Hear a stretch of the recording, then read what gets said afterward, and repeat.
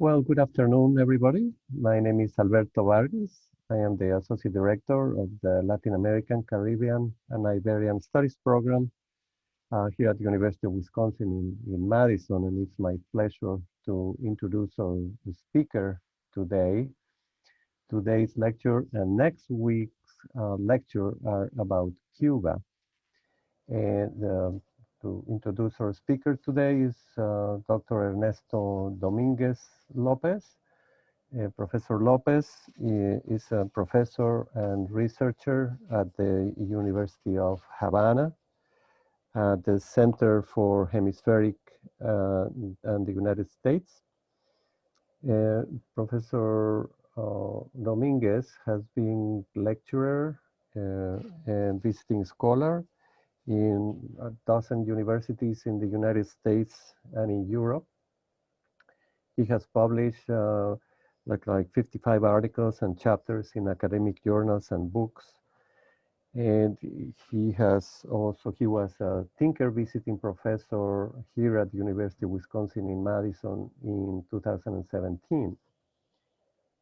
His most recent book is US in Transition, Changes, Resistances, and Realignments with Zeida Barrera, also from the University of Havana from Social Sciences. Professor Dominguez is gonna talk today about the US-Cuba policy and power transition in the United States. Go ahead. Please fill out the survey that Kirsten is putting in the chat. You can put your questions in the chat too, or at the end of the lecture, we can open the mics for people to ask some questions. So we have 1 hour for the presentations and the Q&A, and without further ado, I'll pass the floor to Professor Dominguez. Hello, thanks Alberto, and first of all, I'm really grateful for the invitation to do this lecture. I'm really happy to have the opportunity and to get in touch again with friends and colleagues from Madison and elsewhere. I see names and the people that are joining this session that are very dear to me, so I'm really happy for that as well. This topic that we're going to be addressing today is something that I think is one of the most important in the present and the near future, and maybe in the long-term future for Cuba, and is also relevant for the United States and the region as a whole. I mean, the relationship between Cuba and the United States is an interesting topic, and it is deeply intertwined with whatever happened within the United States and between the different countries in the Western Hemisphere, but it also have connections elsewhere. So I'm gonna be talking about 5 different. My presentation is gonna be divided in 4 different moments. The first, I'm gonna be addressing, and next slide, please. I'm gonna be addressing the background, theoretical background of the premises for the understanding of what I think are the fundamental premises and the theoretical background for the understanding of the relationship between Cuba and the United States. I'm gonna be addressing a little bit in a very synthetic way the recent history of the relationship all the way to the 2008, and then I'm gonna address the events which were very important that shaped the relationship between 2008 and until the present. That means the Obama administration and Trump administration before getting into Joe Biden's administration, which is a very recent one, and that this new administration is facing a few challenges and certain possibilities. We're gonna try to figure out what may happen or what is happening and what may happen in the near future, which is quite complicated if you ask me. So first, let's see this background. This is very quickly. There is a set of premises which I think are always important to remember. We are talking about a multidimensional and complex relationship that has a lot of different aspects. It goes all the way from politics to economics, to the economy, to social relations, to culture, to any possible dimension that may exist in the daily life of a nation, of a country, of a region are present in this relationship. Also, we're talking about no relationship, we're talking about centuries of history. Because we now think about the United States in its present form and Cuba in its present form, but in fact, this relationship goes back all the way to the early times of colonization. If we remember that some parts of what is today the United States were part, for example, of the Spanish Empire, and some of them had a very, very close relationship with Cuba, talking about St. Augustine in Florida, for example, which was at some point governed from Havana, just to mention one particular example.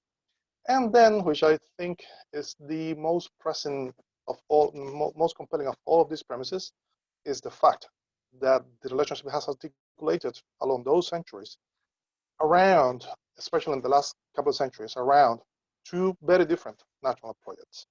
The American national project of building not only a nation, but a power that eventually came to be the world's greatest power, and the Cuban national project of becoming a sovereign nation. Those two projects, and this is very important, have been in course of collision since the moment in which they were incepted in the history of the two countries. I mean, Cuba is in the surrounding areas of the United States, so any level of sovereignty that Cuba may have, it is connected directly to how deep or how dependent or not this relationship is for Cuba, how dependent it is from the United States. So there is a key idea in all of this. We are talking about US-Cuba policy, which is part of US foreign policy, although there's a caveat there, which is, in many ways, for the United States elite, Latin America, policy towards Latin America is not, strictly speaking, foreign policy.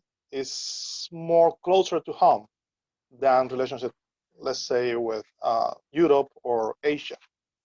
But anyway, it is, technically speaking, part of US foreign policy. And this is a key idea, foreign policy is, by definition, public policy, which means that if it is public policy, it should respond to similar processes and similar influences to those that shape any other public policy, with certain specifics, certain specific aspects, specific conditions. For example, one of them is that when you are talking about foreign policy, you have to consider the presence of states, foreign states that are part of that policy, either as objects or maybe in some cases, they find a way to exercise influence on the decision-making process. But aside from that, foreign policy follows the same rhythm, follows the same processes that any other public policy, which means that it goes through the cycle of policy making, which I'm presenting here, which is a synthesis of several different articles and several different let's say models that have been advanced at different moments, and which I think this is a way to synthesize them in a more eloquent and useful way, in which you have the official process or the typical policy-making or decision-making process, where you have also something that guides off this process, which is state policy, which means the more general, strategic, and long-term goals and ideas that drive a country's state policy towards some other country in one particular aspect. And in this case, when we're talking about Cuba and United States, we have to consider that if we go through history, we're going to find out, I think it's very easy to see, that the general goal, therefore, the state policy that is driving in the broader sense, US policy towards Cuba, is definitely the idea of either taking control or keeping control or recovering control on Cuba, given a number of factors that I'm going to address in a couple minutes. But this is a fundamental idea. The idea of controlling Cuba in a way, from the perspective of the interest of the United States as a power, is a fundamental force driving all these policies. It doesn't matter which administration is in charge at any point. Also, we have to consider the action of other state actors. I mean, depending on who is making the decision, is Congress, is the executive. There are other actors involved that are part of the government, and they have their own interests. They have their own ways to exercise influence. And of course, we have to consider the non-government actors, meaning interest groups, different power groups of different kind, individuals that may have interest and resources to exercise influence, which is deeply connected to the role played by the elites in US policy making. When we go through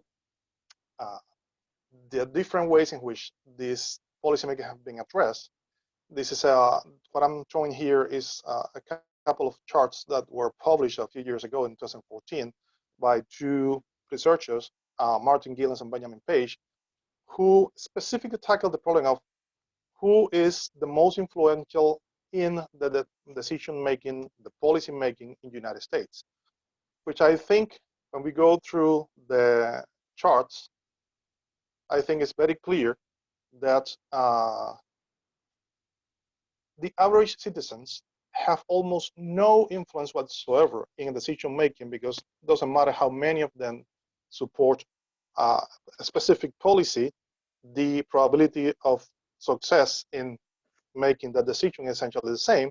Whereas when we look at the role of the elites, it's very clear. This is something which almost, I don't know, is so obvious that it seems to be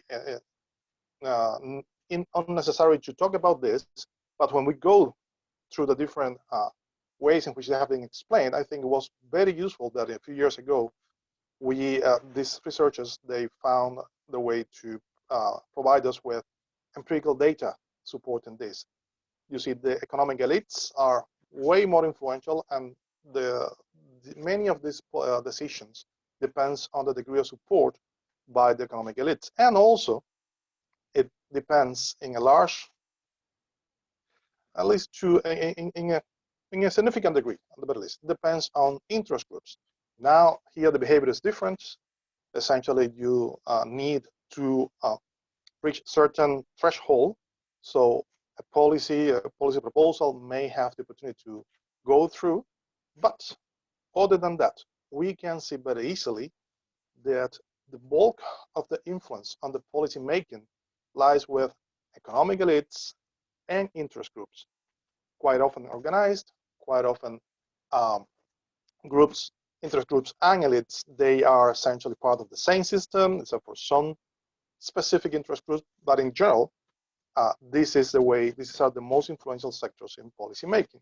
If that's the case, we have also to consider that any decision that is made in this context will go through a process in which these actors make their own decision, and that happen to be related, this is the way in which I understand it, with the ways in which all these four dimensions that I'm showing here, they balance each other. I mean, the interests of these different actors, the imperative of this means the conditions, the rules of the policy making, the specific circumstances at any different time, the resources they have, and it is very important also, quite often neglected, or at least not considered to be at the same level, the way in which, how much they understand not only the situation at large, but even their own interest and their ability to advance those interests. That means that anything that happened between Cuba and the United States along the years, since the early times, but especially since the Cuban Revolution of 1959, can be and should be interpreted through the lenses of this policy-making process, and we should probably try to pinpoint which are the specific interests of the more influential sectors and the degree of priority, of the level of priority that they concede to Cuba in this context. Keeping that in mind, I think that is quite safe to say that there are at least four dimensions in which the behavior of their components drive, for the most part, the decision making regarding Cuba policy in the United States. The first one is geopolitics, what I was mentioning earlier. The fact that Cuba is in surrounding areas of the United States and therefore is an integral part. Cuba policy is an integral part of US projection as a global power, US security policies, and so on, especially in the ways in which security, national security, is understood by US elites, meaning it's not only about the population, it's not only about the economy or the territory, it's about US interests abroad. But more specifically, these elites' interest abroad. Also, ideology plays a fundamental role, especially since 1959, due to the fact that Cuba began very early on to build a very different type of society, which have been labeled by ourselves, by Cuba itself, have been labeled as a socialist society, despite the fact that the United States have been known typically as communist. Actually, the name or the word socialist applied to Cuba or Venezuela, for the matter, is of relatively recent use, and it is due to political factors that drove that change in the way in which Cuba was addressed by politicians, especially right-wing politicians in the United States. Of course, consistently with whatever we mentioned before, with what we discussed before, the other dimension is the interest of the different elites, the different sectors of the elites in the United States, and last but not least, electoral politics, the ways in which these policies may or may not have an impact in the ways in which several sectors, not only voters, but also, let's say, groups that mobilize political support in specific areas, especially at the presidential election level, they consider these different policies to serve their own purposes. So the policy towards Cuba is in part of electoral politics, especially when it comes to whatever happens in the state of Florida, which I don't have to explain, that has a large Cuban population, which is, until today, the largest non-native group in Florida, and a very influential one, politically speaking, economically speaking, which have been driving large part of whatever happens in Florida in terms of Cuba policy, in terms of foreign policy. In a broader sense, Latin America is largely influenced by, U.S. Latin American policies largely influenced by those Cuban American groups in Florida. As we can see in a map, this is what I was talking when I was saying that Cuba is part of the surrounding area of the United States. But it's not only about the closeness to the United States. It's about Cuban location at the very center of a region that is very, very important in terms of its geographical location, the ways in which it is on the most important trade routes in the region. Recently, we have been reading. Keep the next slide. Recently, we have been reading and hearing a lot about what happened in Suez Canal and how the world trade suffered a lot because of the obstruction of the canal, the Ever Given cargo ship and all of that. Well, it's not the Suez Canal, but Cuba is located at the very center of a very dense part, a very dense network of trade routes. And we are very close to the Panama Canal, for example. There is several secondary choke points around, as you can see in this map. So, in a way, the position of Cuba is similar or somewhat similar to what, let's say, part of, not Egypt per se, but let's say Syria has regarding the Suez Canal, or maybe the Bosphorus or something like that, a position from which any power, naval power or air power, can exercise influence on trade and maybe affect direct interest, the US direct interest, or any other major powers direct interest. And by the same token, US and any other major power that may be interested in exercising that kind of influence will have some degree of will pay some degree of attention to this region, in particular to Cuba, and that is a major part of whatever is happening between Cuba and the United States for the last couple hundred years, actually. So, very briefly, I think it's most of us know that between 1959 and the 1990s, there was the early times and the most stable times of the Cuba after the Cuban Revolution.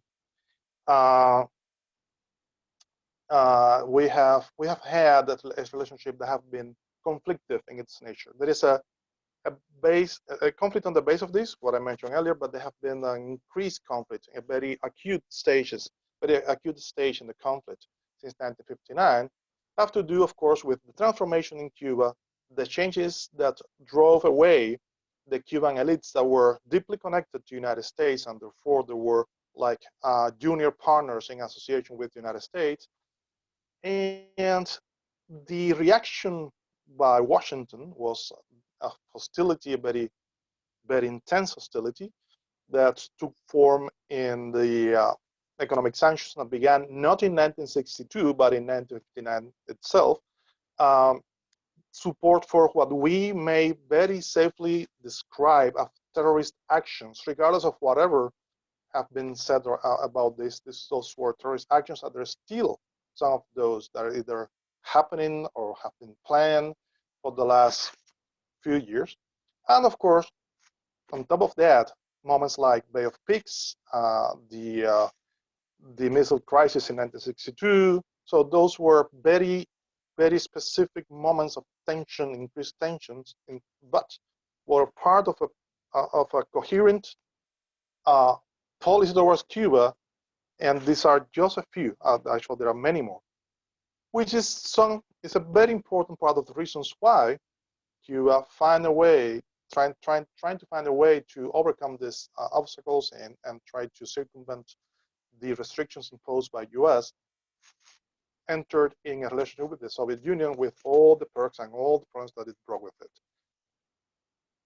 1991 marked a very important turning point in this history with the collapse of the Soviet Union and all the socialist bloc in Eastern Europe, which led to a crisis in Cuba, the so-called special period. But in US, and this I always kind of find this, I won't say amusing, but it's interesting to entertain the idea that US had the opportunity at that point to loosen some of these sanctions and trying to find a way to coexist with Cuba, a moment in which Cuba, which has been always open to improving the relationship with the United States, to restoring relationships with the US, US had that opportunity, but US government and US elites, especially Cuban American elites, choose not to do so, and they went for tightening the embargo. What you call in the US embargo, we call in Cuba the blockade, through the approval of the very well-known Torricelli Act of 1992, the Hans-Borton Act of 1996, that essentially took the existing sanctions and made it into law and added on top of that. And then there were a few others that, if it were not meant specifically for Cuba, they added to this lot. When we think about the Trade Sanctions Reform and Export Enhancement Act of 2000, which was the one that effectively banned the, from the legal standpoint, it banned the travels to Cuba except for specific categories. It comes from that particular law, and also reform and modernize the trade sanctions against Cuba. This accompanied by a series of executive actions that essentially led to the reduction of the remittances sent by Cubans in the US to the relative in Cuba, this in the midst of the crisis, remember that. And then Cuba was banned from using dollars in international transactions, which effectively added a huge burden on the Cuban economy, and so on. There were many other, for example, restricting the ability of Cuban Americans to visit Cuba, so they could come only once each 3 years. So it was a growing process, a process of increasing these sanctions, and more importantly, to make them, these laws gave the sanctions legal framework, more stable legal framework, but also created the opportunity to change and introduce new actions, new sanctions, new rules in the process that made it even more unstable on the Cuban side, because of course it meant that every day you could wake up and find that there was a new decision, a new sanction introduced in the process. So it would be difficult to figure out a plan, stable plan, relatively reliable plan to overcome some of this, the obstacles that Cuba found in its way to economic development, sustainability, the sustainable livelihood, etc. And of course, these were accompanied by the forms of soft power that existed at the time. So, by the moment in which we entered this more recent period, the blockade against Cuba, US policy towards Cuba, we can describe it as a hostile policy, with a basic component, the core component in the form of the blockade, a number of actions in the moment in which Cuba was trying to figure out ways to overcome, to circumvent those sanctions. Then new sanctions will come. And also that was happening in a very different context. The 90s and the 2000s were a very different context from that of the 1980s or the 1970s. So when Obama came to office, I don't know if you remember him, probably now you remember him better than you might have remembered him a year ago or something. He came with a set of new ideas for the relationship, but it took a few years to advance in these policies. I think that probably everybody remembers that the most momentous event in this recent history happened on December the 17th, 2014, which was some of the most surprising, unexpected, and probably stimulating, and I will say somewhat misleading moments in the history. Why misleading? Because it led to think that it will be possible in a more or less short time to not get rid of the blockade, but at the very least to reduce it to an empty shell or something, as an expression that will have been used often by analysts of the process. So Obama did change a few things. This is just a small list of them. But even more important than that, he changed the environment between the two countries. So this course was useful. It was not nearly enough to solve all the problems. And this decision was not made out of just, let's say, well, I like the Cubans, so I want to change these policies, but it responded to a number of specific factors. Next slide, please.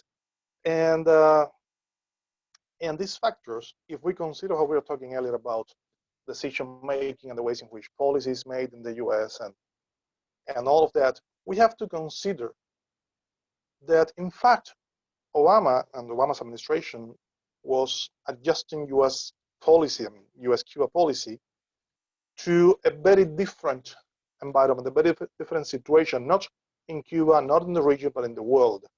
We're talking about a world in which the US didn't have the ability to impose its will any longer, as it had been the case maybe in the 1990s, because of the increasing multipolar nature of the international system. We're talking about the emergence of China, of Russia in the process, but not only those, but also other actors that had the opportunity and the ability to develop their own policies and to do it in spite of US interests and US actions in many ways.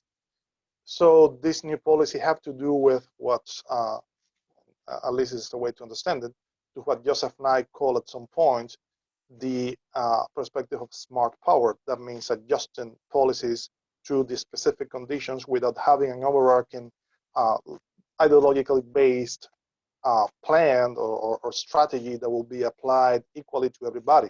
So hard power policies, for the sake of being hard power policies, would not be the case. Will be used, and at least that's the main idea, when it was considered useful, effective, and necessary. So doing this in the Cuban case meant that in dealing with Cuba, which was also part of a moment of changes in Latin America, that we have been having a very fluid situation, since the early 2000s, with political processes in Venezuela and Brazil, in Argentina, Bolivia, Ecuador, which recently, by the way, in many of those countries, they have been moving towards the right, but then recently have been some cases in which the pendulum have moved towards the left again in Latin America, which is a very interesting situation, and it shows that the circumstances in Latin America are not back to what they were, let's say in the late 1990s or something like that, before Hugo Chavez in Venezuela. Have to do, of course, with changes in Cuba, the ways in which Cuba have been reforming its economy, its society have been changing, and therefore trying to find ways to make U.S. An influential part of those processes in Cuba. And then we have to consider internal politics in the United States.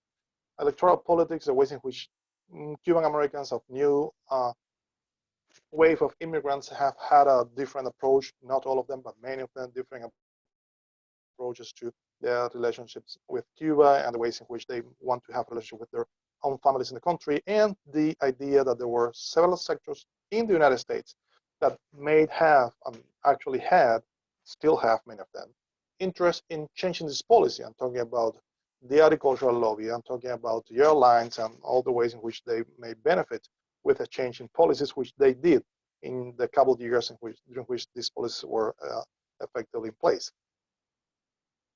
And then, I think, you know what happened. Donald Trump came, and he did change things quite a bit, but he changed them back to a more hostile projection. The earliest, not the earliest symptom, but the earliest action was the approving of the National Security Presidential Memorandum in 2017. This is in summer 2017, or June 2017, which essentially said that we'll be changing back to policies that were not those lousy, weak Obama policies. You know, that I'm using those words because that's pretty much, well, actually, that's a nice way to put it. Trump said much worse things, but it had very clear actual effects. The withdrawal, for example, of the 60% of diplomatic personnel, you know, have to do with the events that happened in Havana. That hasn't been cleared yet. We don't know exactly what happened in the case of the diplomats that suffered certain injuries in their, apparently in their brains or in their ears. It is not clear yet what happened, but it was used anyway as justification to withdraw this personnel and effectively closing the consulate in Havana, which meant that any processing of visas have to go through a third country, which is obviously strained the situation for Cubans willing to go to the United States to rejoin with their families, etc., etc. There were the travel warnings that, and all other, a series of other measures that reduced significantly the number of Americans that came to Cuba during those years. The list of restricted entities in Cuba, I'm mentioning here just the first major change, 2017, but those have been changing like on weekly or monthly basis, and some moments on weekly basis, adding new entities to those lists. In 2019, the Title III Hart-Burton Act, the one that have the ability, that includes the possibility for persons, either legal or natural persons, to sue foreign companies, third country-based companies, if they were trafficking with stolen property, referring to those properties that were nationalized in 1959, 1960, in the early years of the revolution, which effectively adds a very clear extraterritorial dimension to the Helms-Burton and US-Cuba policy, which is essentially illegal when we consider international law of international conventions in this case, and a few others. Since the activation of Title III have been suspended, since the moment the law was passed, Title III have been suspended by every president so far until Donald Trump. Since that moment on, we have had additional sanctions or additional actions applying those sanctions weekly, and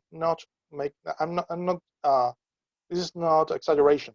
On weekly basis, every week, we'll probably Monday, Tuesday, we'll learn a new action or a new sanction introduced by Trump's administration, which I think it is safe to say that it has to do a lot with a number of factors.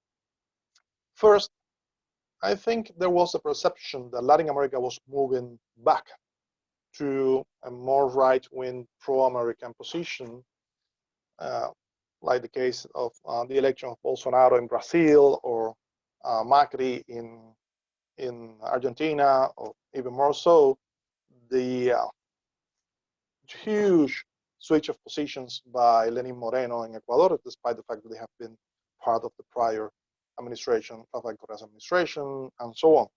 And we also saw what happened in 2019 with the coup d'etat, which is what it was, in Bolivia, and everything happening afterwards. So I think there was a perception that Latin America was finally going back home, as a way to put it, to accept U.S. control without much of an issue, like in prior times, or as supposedly was in prior times. And apparently the way to understand that is that then Cuba much follows with, and reinforcing these policies and increasing the sanctions restriction will lead to that outcome. We all know that Trump's administration foreign policy was a little bit unstable, to say the least, because it had to do with how unstable it was internally and how different groups had at different moments the ability to bargain for whatever they want. And when we move on, we can see things like, for example, Cuban Americans that have been moving towards a more accepting position towards the relationship with Cuba. We have seen them to go more radical in the other way, at least in their public expressions. I'm talking about, the YouTubers and the ways in which WhatsApp groups, Facebook groups have been giving a voice to those positions. It is hard to say if it is most of the community, part of it, small part of it, but it is there and have an influence and have the opportunity to project that image, that idea. And of course, the idea of the threat of socialism by the United States, represented by Bernie Sanders and AOC and other people from the progressive wing of the Democratic Party. These so-called socialists or progressive, they were somewhat connected to Cuba, and this was used as a way to generate fear amongst voters in the United States to what may happen if these people were elected. And so there was a coherence between this domestic electoral politics and this Cuba policy, as also was with the policy towards Venezuela, for example. If we look at this chart, I think this is a representation of how many sanctions, new sanctions, and how many policies of flexibilization have been introduced for the last 20 years. There is a couple of things. When I'm talking about sanctions here, it is about new sanctions. I'm talking about this, not applications, enforcement of the existing sanctions. This is new sanctions, either passed either by Congress, which is the minority, or by different executive part of the executive, the president or the Department of State or the Department of Commerce in different moments. And the flexibilization is the one in red. It is the moments in which some of these restrictions were either lifted or softened. The problem is that most of those flexibilizations actually came with a lot of strings attached. For example, in the case of Bush, famously, his administration approved the export of food items to Cuba. Yes, that was a flexibilization, but it was in very specific conditions. The idea that we have to pay in cash in advance on cash in advance basis, which means that Cuba had to pay and still has to pay in cash before any of those items will be downloaded in the Cuban harbor, and for a time before it will be loaded on the ships to be sent to Cuba. We don't have access to credits. We don't have access to insurance. So the idea of a normal trade or something like that will be totally strange for the reality in Cuba, particularly between Cuba and the United States. The only moment in which that changed were the last 2 years of Obama's administration, as was to be expected. But even Obama his administration passed new sanctions, as you can see in the chart. So, Biden. What did Biden and Biden administration actually found? Grandpa Joe, as some people call it, Joe Biden, former vice president, he found a situation which is very different from the one that the two prior administrations found. He found, regarding Cuba, he found a very complicated situation due to the increased hostility under Trump's administration, but it is way beyond that. For example, as you know, at this moment, U.S. is in a much weaker situation, much weaker position than what it used to be 20 years ago, even 10 years ago. It's not only about the growth of China and Russia, specifically China's economic growth, the recovery of Russian military, their scientific potential, the ways in which they have been building this strategic alliance in the Far East, but it's also the fact that at this point it's clear that U.S. as a global power doesn't have the resources to impose, and I'm using impose with all intention, its will worldwide in the ways in which it was supposed to be possible 20 years ago. And there is a number of actors in the international system that have been realizing that. This is akin to what Paul Kennedy at some point called the imperial overstretching, in which hegemonic power loses the ability to have a mismatch between its resources and the imperative of that position, and it can amount to what Giovanni Arrighi at some point called the hegemonic transition in the world system. I was talking earlier about how fluid is the situation in Latin America, some of the cases, but even probably as important, maybe more important than all of that, is the fact that U.S. is going through a major crisis. We all know the health crisis that is going on right now, and even with the vaccines rolling out, still a major health crisis, which is worldwide, but U.S. has been hit the worst, or amongst the worst hit by this pandemic. But it happens in the midst of a very intense and deep political crisis have expressed itself through the depolarization in the public and the elites, and the fact that there have been a loss of credibility in the administration and the attack on the credibility of the elections and the American democracy at large. It is an economic crisis that, in spite of the recovery for over 10 years, is still a structural crisis, and it won't go away until structural changes are made, and there is a huge debate about it. And of course, all of this is connected to the social crisis that you can see, you have seen firsthand in what is happening in different areas in the United States. But all of this, what all of this does is that this restricts the ability of the administration to dedicate time, energy, and resources to policies and aspects of lower priority for the United States. And definitely Cuba is not in the top 10, or even maybe even not in the top 20 in the list of priorities as an immediate priority. So what can condition a specifically the Cuba policy for this administration? Still, the reforms are ongoing in Cuba and are going on at a very interesting pace. For example, recently we have currency reunification, ending the dual currency system that we had for about 15 years, or a little over 15 years, actually more like 30 years, but with two specific currencies, they have been 15 years, well, 3 at some point. Although now there is a kind of a strange situation in which there is a certain market in which we use foreign currency, but it's It's actually very complicated. If you're interested, we can talk about it a little bit later. That the health situation, the health crisis Cuba have been facing, that they have been producing its own vaccines and treatments that are not available to American citizens and will not be available under these conditions, but a change in the policy may make those available and have been proven as effective, not only in Cuba, but elsewhere.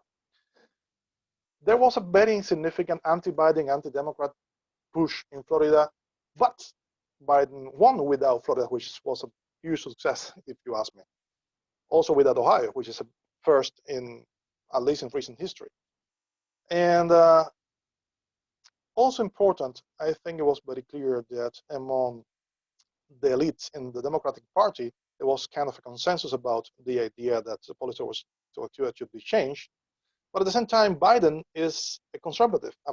I mean, we can call it a moderate, we can call it establishment kind of person. That means that he is essentially conservative in many ways. And he has made his position towards Venezuela, for example, clear about it. And Cuba has a very deep connection with Venezuela. And that may hamper his ability to change this policy in many ways, or his interest in changing this policy in many ways. And there have been some evidence that there are frictions within the administration, especially with former Obama operative, that there are discontent with what's happening in the administration, maybe because at some point Obama picked Hillary Clinton over Biden in the past. This is a way to, that's what have been explained, but of course this is very recent, we don't really know. There are a few, given that, there is a few possible scenarios. The first one is the possibility of a partial, probably mixed in many ways. I mean, some areas in which we will go back to those policies, so there will be reshaping away. But in return to Obama's policies, Obama-like policies, that in itself will be good. And a stagnation of the relationship, meaning that no change in the immediate future, which is also a possibility. This is where we are right now. But it's the early month of the administration. And advance beyond Obama, what Obama did, which is, if you ask me, unlikely, but it's possible, and the continuity of Trump-like policies. Also a possibility, maybe not the most likely one, but it's likely also. But the most important part is that all of these different policies, they will keep different scenarios. The goal of any policy will be the same, trying to rebuild US influence on Cuba, as we were saying earlier. So this have to be understood within those limits. And what will be the impact of any of this? Well, it's hard to say. Definitely the change in the environment and talking about the perception by other actors international actors will help, but it is insufficient to change the very core of the relationship and the very core of the general situation. Further analysis will be needed because we are the very early days of the administration, very early month of the administration. So still, most of this is still in the future.